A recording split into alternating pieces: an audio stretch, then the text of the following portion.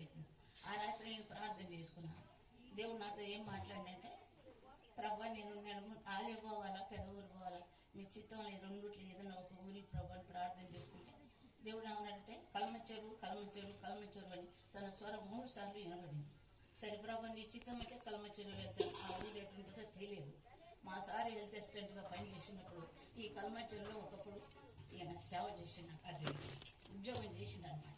అయితే ఆ ఊరు పేరెంట్ వరకే కానీ ఆ ఊరు ఎటుంటుంది ఎలా ఉంటుంది అనేది సంగతి ఏమి నాకు తెలియదు.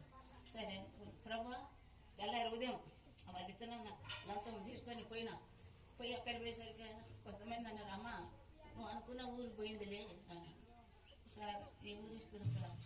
అమ్మ నువ్వు అనుకున్న ఊరు పోయినా కానీ ఇంకే ఊరన్నా ఊరుకో, పలాని నెలని లేపుతావు, పలాని పొలాన్ని లేపుతావు, నేను ఎవరిని లేపాను సార్. మరి వెళ్ళిపోతావమ్మా, ఎక్కడ కాలంటే అక్కడికి వెళ్ళిపోతాను.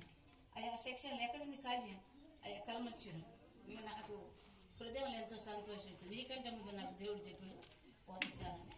కలమచ్చేది వచ్చిన 97 మరి జూన్ 12వ తారీఖున ఇక్కడ ఆయన కొంతకాలం ప్రార్థన లేక ఎన్నో ఇబ్బందులు పడ్డా.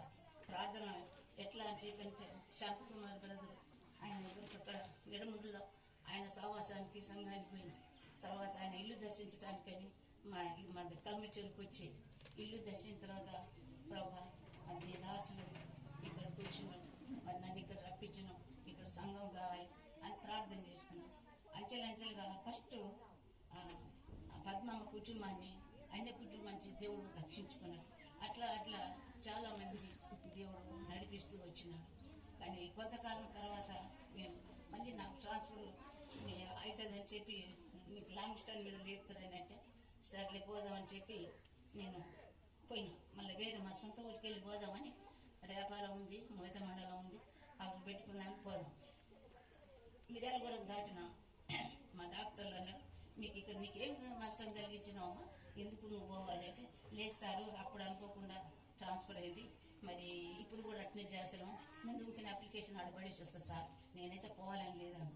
సరే అమ్మా ఫార్వర్డ్ చేసిన అప్లికేషన్ పోయినా, అప్లికేషన్ ఇచ్చిన తర్వాత కౌన్సిలింగ్ పోతున్నా. మిర్యాలగూడెం దాటినా, అమ్మ ఎక్కడికి పోతున్నావు నువ్వు, మళ్ళీ ఇక్కడికి వస్తావు పో అని. సరే నేను చెప్పి అడిగిపోయినా. నాకంటే 20 మందిని పిలిచారు.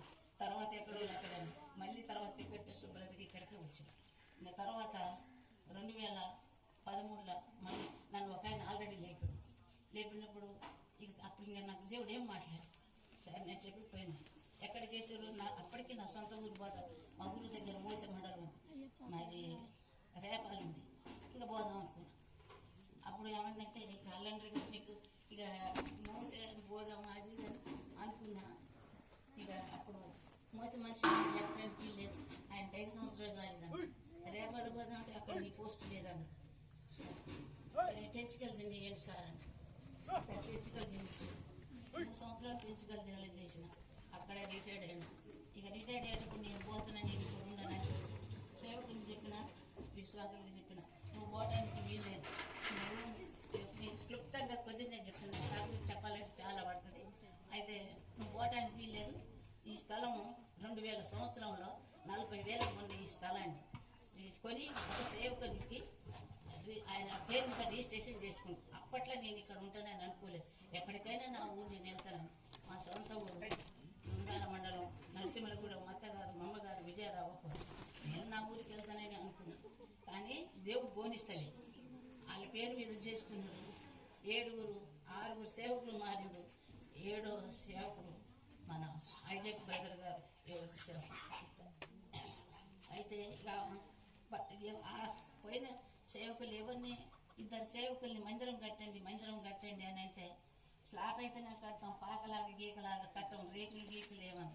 ప్రభా నానా అవస్థలు పడుకుంటా కొంతకాలం గరడపల్లి, నేరేడుచెర్ల, మిర్యాలగూడ అక్కడ ఇక్కడ కొంతకాలం మందిరం లేనప్పుడు, సంఘం లేనప్పుడు అట్లా బాధపడుతూ దేవుడు ఒక మందిరాన్ని ఇచ్చింది.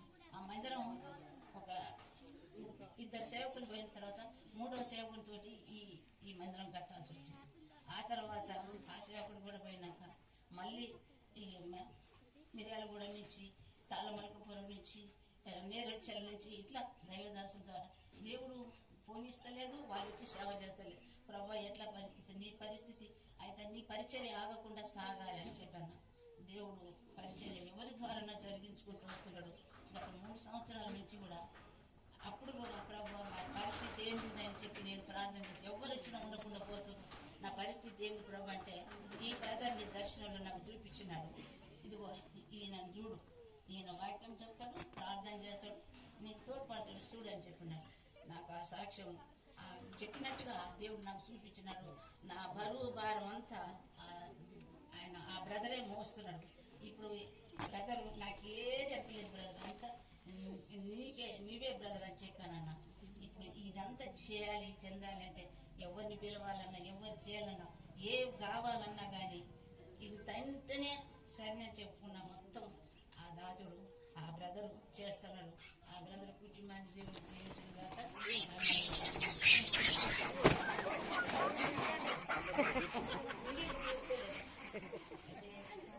దేవుడు నాకు మోనేకోకుండా ఆపుతా ఉన్నాడు. నేను అంచెలంచెలుగా ఇదే సంవత్సరం ఏం చేయాలా అని చెప్పి అనుకుంటూ వస్తూ ఉంటుంటే ప్రతి సంవత్సరం ఒక్కొక్కటి ఏదో ఒకటి చేసుకుంటూ వెళ్తున్నా.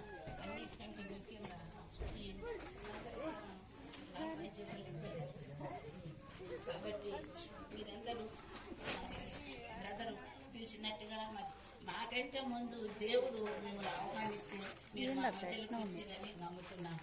ఎందుకంటే వచ్చిన మరి సేవకులను బట్టి మరి తండ్రి వచ్చిన విశ్వాసాలను బట్టి మరి తండ్రి అందరికీ దేవుని పేరట వందనాలు చేస్తున్నాను.